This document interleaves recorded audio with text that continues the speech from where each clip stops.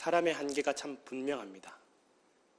현실의 한계도 분명하고 사람의 능력의 한계도 분명하고 또 생각의 한계도 분명합니다. 부모님들이 자녀를 아무리 사랑해도 자녀의 아픔을 대신 아파줄 수 있는 부모님은 단 한 명도 없습니다. 아무리 눈에 넣어도 아프지 않을 자식이라도 자식이 떼굴떼굴 아파서 굴러도 대신 아파줄 수 있는 부모가 없습니다. 뱃속에 있는 자녀도 엄마 마음대로 할 수가 없습니다. 이 아이 건강하게 낳고 싶다 하지만 그건 그냥 엄마 생각이에요. 하나님께서 은혜 주시지 않으면 그것도 안 되는 거예요. 조심하고 또 조심하고 기도하는 것입니다. 사람들이 내 생각대로, 내 의지대로 내 인생을 살아간다라고 생각하지만 또 내 부모님이나 형제나 내 주위에 있는 사람들이 나를 도와주면 잘 살 수 있을 것이라고 생각하지만 어려움을 만나면 사람의 생각이, 사람의 도움이, 사람의 경험과 판단이 얼마나 보잘것없는지를 깨닫게 될 때가 온다라는 것입니다. 네, 알겠습니다. 얼마 전에 필라델피아에서 화재 사건이 있었습니다. 필라델피아 화재 사건 아마 뉴스를 통해서 다 아시겠지만 5살짜리 아이가 라이터를 가지고 놀다가 트리에 불이 붙어서 화재가 시작되었을 것이라고 추측을 합니다. 성탄 트리를 만들 때 이거 불날 것 같다라고 생각하고 만드시는 분들은 단 한 명도 없습니다.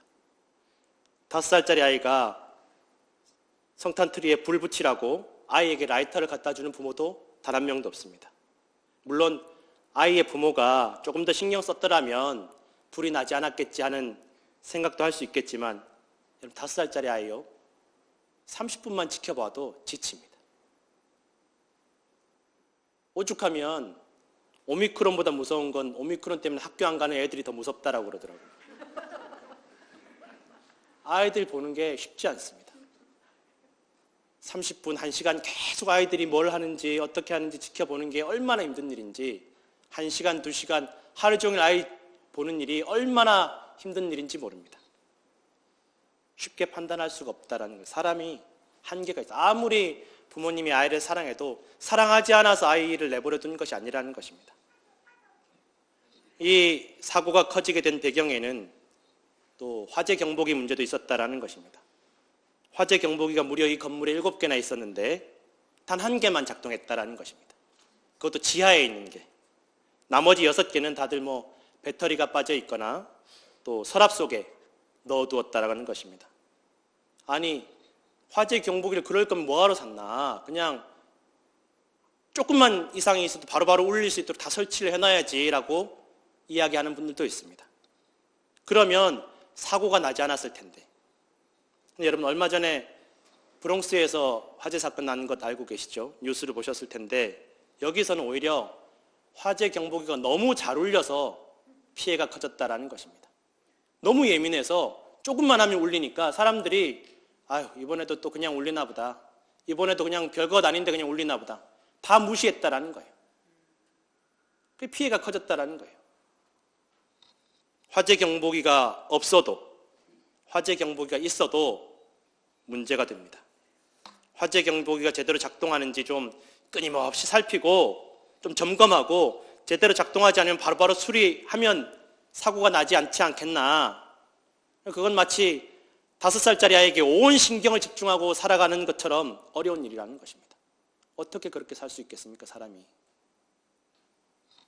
필라델피아도 브롱스도 화재 사건 난 지역에 다들 어려운 가정들이 많았다라고 합니다. 하루하루 먹고 사는 것도 힘든데 아이에게 어떻게 신경 쓰며 화재 경보기까지 어떻게 신경 쓸 수 있겠습니까? 경제적으로 여유가 있으면 또 다 신경 쓸 수 있는 것도 아닙니다. 어려우면 어려운 대로, 여유가 있으면 여유가 있는 대로 사람은 모든 것을 다 신경 쓰지 못하고 챙기지 못합니다. 지나고 나면 비로소 그때 좀 그랬어야 되는데, 그때 좀 그러지 말았어야 되는데 하고 후회하고 속상해하고 낙심하고 분노하고 화를 냅니다. 그래도 사람의 한계가 분명하다라는 것입니다. 그래서 어려움을 만나면 정신도 무너지고 마음도 무너지고 희망도 잃어버리고 인간관계도 가족관계도 잃어버린 일들이 너무너무 많다라는 것입니다. 회복할 수 없는 상처를 안고 점점 그냥 무너지는 인생이 된다라는 것입니다. 이 세상의 한계가 분명합니다. 사람의 한계가 분명합니다. 도무지 희망도 보이지 않고 지금 이야기를 들어보니까 전쟁터 살아가는 것 같다는 분들이 많더라고요. 이게 코로나 좀 지날만 하니까 오미크론 오고 또 뭐 스트레스 변종이 온다 그러고 또 눈폭탄 와서 옴짝달싹하지 못하고 뭐 아무것도 숨 쉴 틈 없이 어려움이 몰아닥친다라고 하는 분들이 있습니다. 마치 전쟁터 같다라는 분들이 있습니다. 성경은 우리에게 희망이 있다라고 말씀하고 있습니다.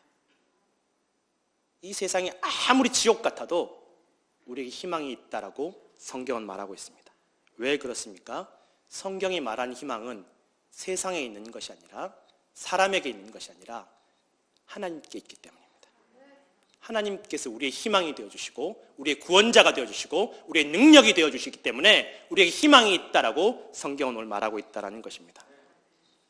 매일 전쟁 같은 고난 속에 무너지고 낙심할 수밖에 없는 상황 속에 하나님께서 우리의 능력이 되시고 우리를 구원하신다는 것입니다. 오늘 본문에 보면 다윗은 돌멩이 하나로 도저히 이길 수 없는 적을 물리치고 단번에 전쟁의 분위기를 확 바꾸어 버렸습니다. 자기 인생도 바꾸었습니다. 자기 인생뿐만 아니라 자기 나라와 자기 민족의 운명을 한 번에 바꾸었습니다. 사람들은 다윗이 정말 돌멩이를 잘 던졌나 보다. 정말 돌멩이 하나도 잘 던지면 사람 인생 한순간이구나. 뭐라도 하나 잘하면 되지 않겠나 라고 생각할 수 있습니다. 그런데 성경은 다윗이 돌멩이를 잘 던져서 성공한 것이 아니라는 것입니다. 돌멩이 하나 때문에 인생이 바뀌었고 전쟁에서 나라를 승리로 이끌었다는 것이 아니라는 것입니다. 성경이 말하는 것은 분명합니다. 다윗이 하나님을 의지했기 때문에, 하나님을 신뢰했기 때문에 하나님께서 다윗으로 하여금 돌멩이 하나로도 승리하게 하셨다는 것입니다. 다윗이 돌멩이를 잘 던져서 이긴 것이 아니라 하나님을 신뢰했기 때문에 돌멩이로도 이길 수 있게 하신 분이 하나님이시라는 것입니다. 다윗이 아무것도 의지할 곳이 없고 누구도 의지하지 않고 눈앞의 상황을 바라보지 않고 오직 하나님만 의지할 때, 하나님만 바라보고 신뢰할 때, 오직 하나님만 믿고 담대하게 앞으로 나아갈 때 하나님께서도 다른 사람들 보지 않으시고 다윗의 다른 상황을 보지 않으시고 다른 자격 조건을 보지 않으시고 오직 다윗의 믿음 하나만 보셨다라는 것입니다. 하나님께서 오늘 우리의 믿음 하나만 보십니다. 내가 처해 있는 상황, 내가 만난 문제, 내가 만나는 사람들을 보시는 것이 아니라 내가 이 상황을 만났을 때, 내가 그 사람을 만났을 때, 내가 어떠한 어려움을 만났을 때 너희의 믿음이 어디에 있느냐라고 하나님께서 묻고 계신다는 것입니다. 그리고 다윗을 통해서 이스라엘 민족 또 이스라엘 나라에 도저히 이해할 수 없는 기적과 은혜를, 승리를 주셨다라는 것입니다. 이스라엘 백성이 블레셋 앞에서 두려워하며 근심, 걱정에 휩싸인 것은 사울 왕이, 이스라엘 백성이 하나님을 바라보지 못하고 하나님의 은혜를 기억하지 못하고 상황을 바라보고 어려움을 바라보고 문제를 바라보고 사람을 바라보았기 때문입니다. 사울 왕은 이스라엘 나라를 세워주신 하나님, 또 자신을 왕으로 세워주신 하나님을 잊어버렸고 외면했고 사람들 눈치만 살폈습니다. 자기가 바라보는 상황에 하나님의 말씀을 억지로 갖다 끼워 맞추었습니다. 이 정도는 괜찮겠지. 하나님께서 그렇게 말씀하셨지만 내 생각에는 이것이 하나님을 위한 더 좋은 일이 될 거야 라고 생각했습니다. 하나님의 말씀에 자기의 생각과 상황을 맞추는 것이 아니라 자기의 생각과 상황에 하나님의 말씀을 끼워 맞추는 사람이 사울 왕이었습니다. 그래서 하나님의 영이 사울을 떠났고 사울에게 두려움과 근심과 걱정과 의심이 찾아왔다는 것입니다. 모든 은혜와 능력이 사울을 떠났습니다. 이스라엘 백성들에게 그 두려움과 근심과 걱정이, 패배의식이 오미크론보다 더 빠르게 다 전염이 되었다. 사울 한 사람의 믿음 없음이 온 이스라엘 백성들에게 다 전염되었다라는 것입니다. 한 사람의 믿음이 가족을 살리고 나라를 살리고 민족을 살릴 수 있습니다. 그러나 한 사람의 불신이 주변을 다 전염시킬 수 있다라는 것입니다. 그래서 하나님은 다윗을 세우셨습니다. 사람을 바라보지 않고 하나님을 바라보고, 사람 의지하지 않고 하나님 의지하고, 자신의 감정과 생각에 하나님 말씀을 맞추는 것이 아니라 하나님의 말씀과 뜻에 내 모든 감정과 생각과 뜻을 맞추기 위해서 발버둥 치는 다윗을 왕으로 세우셨다라는 것입니다. 다윗이 애초에 믿음이 든든하고 무슨 일에도 흔들리지 않는 사람이 아니라는 것입니다. 우리가 성경을 읽어보면, 또 특별히 시편을 보면 다윗이 정말 얼마나 예민하고 겁도 많고 소심하고 또 감정 기복이 심한 사람인지를 알 수가 있습니다. 시편 한 편만 살펴봐도 다윗의 감정이, 그 기복이 천국에서 지옥을 몇 번이나 왔다 갔다 하는지 모릅니다. 우리가 알고 보니까 그렇지, 모르는 사람들이 보면 다윗이 이거 완전히 이거 조울증 아닌가, 왜 이렇게 감정이 왔다 갔다 하나 라고 생각할 정도로 다윗의 감정 기복이 엄청나게 심하다는 것을 우리가 알 수 있다는 것입니다. 증오와 감사와 찬양이 다 뒤섞여서 얼마나 갈팡질팡하는지 모릅니다. 밧세바 사건만 보아도 다윗이 인간적으로는 사울보다 더 치명적인 실수를 했던 사람이고 치명적인 약점이 있던 사람이 다윗이었습니다. 그러나 다윗은 자신의 감정이 아무리 널뛰듯이 왔다 갔다 해도, 누구를 만나도, 무슨 문제를 만나도, 무슨 상황을 만나도, 비틀거릴지라도, 넘어질지라도, 주저앉았을지라도 다시 하나님을 향한 그 방향을 찾는데 주저하지 않았고 망설이지 않았다는 것입니다. 하나님을 향해서 나아가기 위해서 다시 한번 일어나고 다시 한번 앞으로 나아갔던 사람이 다윗이었고, 이것이 바로 하나님께서 인정하시는 다윗의 믿음이 되었다는 것입니다. 한 번도 실수하지 않았고, 한 번도 넘어지지 않았고, 한 번도 주저앉지 않았던 사람이 아니라 넘어졌지만, 실수했지만, 실패했지만 다시 일어나서 하나님을 향해 나아갔던 것이 바로 다윗의 믿음이었고, 하나님께서 귀하게 여긴 다윗의 믿음이었다라는 것입니다. 오늘 본문에서 다윗이 골리앗 앞에서 보여준 이 믿음, 이 선포가 갑자기 생긴 것이 아닙니다. 하나님께서 사무엘 선지자를 통해서 다윗을 왕으로 기름 부으실 때 다윗은 아버지와 가족들에게 인정은커녕 아무런 존재감이 없는 그냥 막내 아들이었습니다. 요즘에야 막내가 귀하고 막내가 귀엽고 하지만 그때 당시는 막내는 아들 취급도 받지 못했던 시대였습니다. 그냥 스페어 자식이라는 개념이었어요. 그냥 뭐 있으면 좋고 뭐 죽어 없어져도 어디서 살아있는지 죽었는지도 모를 그런 존재가 바로 막내 아들이었다라는 것입니다. 집에 귀한 손님이 오셨는데 다윗은 부르지 않습니다. 아니, 아예 잊어버렸습니다. 그런 아이가 있었다라는 것조차 그 아버지가 잊어버립니다. 인사할 필요가 없는 아들이고 누군가는 해야 하는 양치는 일을 위해서 집을 떠나 있어야만 하는 아들이었다라는 것입니다. 아버지도 형들도 아들로서 형제로서 인정하는 존재가 아니라 그냥 집안의 일꾼처럼 여기는 그런 존재가 바로 다윗이었습니다. 아무리 그때 그런 시절이었다고 할지라도 얼마나 서럽고 외롭겠습니까? 다윗이 얼마나 감정이 풍부한지 우리가 시편을 통해서 알 수 있는데, 그런 시대에 그런 아들로 태어났지만 그것이 다윗의 외로움과 서러움을 해결해 주지는 못하는 것입니다. 시편 27편 10절에 다윗이 고백합니다. 내 부모가 나를 버렸다라고 고백합니다. 내 부모가 나를 버렸다. 이것이 다윗이 느꼈던 감정이었습니다. 그러나 여호와는 나를 영접하시리이다. 외롭고 서러울 때 다윗이 낙심하고 주저앉고 원망하고 속상해하고 분노한 것이 아니라, 희망 없는 인생에 자포자기한 것이 아니라 하나님을 바라보았고 하나님을 찬양했고 하나님을 의지했다라는 것입니다. 하나님께서 다윗의 가족이 되어주셨고 하나님께서 다윗의 친구가 되어주셨고 하나님께서 다윗의 보호자가 되어주셨다라는 것입니다. 아무도 다윗을 바라봐주지 않고 기억해주지 않을 때 하나님께서 다윗을 바라보시고 기억해 주셨다라는 것입니다.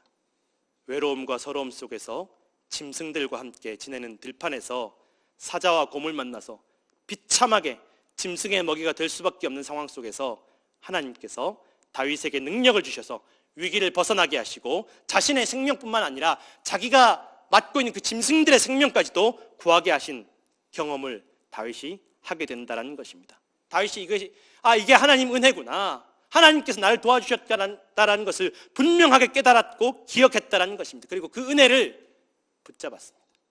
그 기억을 붙잡았습니다. 그 은혜를 굳게 붙잡고 잊지 않았습니다. 그리고 하나님께서 다윗을 붙잡으셨습니다.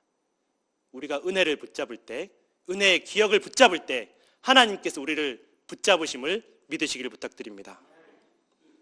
그 은혜를 붙잡고 그 기억을 붙잡고 다윗이 오늘 골리앗 앞에 담대하게 서게 되는 것입니다. 다윗이 아직 전쟁에 나갈 나이가 되지 않아서 참전하지 못하고 그저 전쟁에 나간 형들에게 아버지 심부름을 갖다가 골리앗이 욕하고 조롱하고 떠드는 소리를 듣게 됩니다. 다윗이 분노합니다. 아니 어떻게 저 골리앗이, 저 무도한 저 이방 사람이 하나님의 군대를 모욕할 수 있나? 분노합니다. 견디지 못합니다. 이것을 사람들 앞에 드러냅니다. 자기의 믿음을 드러냅니다. 어떻게 하나님의 군대를 모욕할 수 있나? 우리가 누군데? 우리 하나님의 백성인데, 우리 군대가 하나님의 군대인데. 이렇게 다윗의 믿음을 드러내었을 때 아무도 인정해 주지 않습니다. 야, 너 믿음 참 대단하다, 너 대단한 믿음이야 라고 인정해 주는 거예요. 다 비웃고 조롱하고, 심지어 가장 가까웠던 형들은 야단을 칩니다. 어디 너 따위가 지금 그따위 말을 하냐? 네가 뭔데 끼어들어? 네가 지금 나설 자리가 아니야. 너 가만히 있어 주는 게 돕는 거야. 어디 너 어린 놈이 그런 말이나 하고 있어? 아무도 다윗을 받아주지 않습니다. 그 믿음을 받아주지 않습니다. 인간적으로 보면 다윗이 잘못했죠. 어린 다윗이 아무것도 모를 텐데, 전쟁을 경험해 본 적도 없는 다윗이 어떻게 이렇게 오버할 수 있나? 인간적으로 보면, 상식적으로 보면 다윗이 잘못한 게 맞습니다. 그러나 하나님께서 보셨을 때는 다윗을 제외한 모든 사람이 다 잘못한 것입니다. 하나님 기준에서는 다윗 한 사람만 의로운 것입니다. 왕도, 장군들도, 군사들도, 다윗의 형들도 다 하나님 기준에서는 의롭지 못한 것입니다. 많은 사람들은 세상 사람들, 많은 사람들, 가까운 사람들의 기준에 맞추어서 살아가고, 믿음도 거기에 맞추어서 살아갑니다. 적당히 그냥 내 주변에 믿는 사람들한테 맞추어서, 그냥 같이 신앙생활하는 사람들 그 기준에 맞추어서 살아가야지. 그렇게 사람들이 정해놓은 한계 속에서 살아가고 그 한계에 갇혀서 죽는 날만 기다립니다. 다윗은 그 한계 밖에 계신 하나님을 바라봅니다. 오직 하나님만 의지하며 골리앗에게 담대히 나아갑니다. 하나님은 다윗 한 사람의 믿음을 보시고 다윗의 손에 있는 돌멩이 하나로 골리앗을 이기게 하시고 다윗 한 사람의 승리로 전쟁의 분위기를 완전히 바꾸어 주십니다. 온 이스라엘을 승리하게 하시고 구원해 주셨습니다. 한 사람의 믿음. 다윗의 다른 조건이나 자격이 아니라 그 믿음 하나, 그 믿음 하나를 보시고 구원하셨습니다. 그리고 다윗의 가문을, 다윗을 비웃고 조롱하고 무시하고 멸시하던 그 다윗의 가족까지도 왕의 가문으로 세워주셨음을 믿으시기를 부탁드립니다. 내 가정 형편이, 내 부모님이, 누가 나를 도와주는 사람이 없는데 내 믿음 어떻게 지키나, 여러분 고민할 필요 없습니다. 내 믿음 하나, 하나님께서 그것을 보신다는 것입니다. 사람들은 자꾸 나한테만 맞추려고 합니다. 아, 우리 가족들이, 내 형제들이, 내 배우자가, 내 연인이 좀 나한테 좀 맞춰 주었으면 좋겠다. 그러다 보면 여러분 다 떠나갑니다. 다 떠나갑니다. 왜 다툼이 생깁니까? 나한테만 자꾸 맞추려고 하니까. 관계의 본질은 여러분, 누군가 내 옆에 머물러 주길 원하면 내가 맞추어 주어야 합니다. 하나님과의 관계도 마찬가지입니다. 하나님께서 내 곁에 머물러 주시기를 원한다면 내가 하나님께 맞추어야 합니다.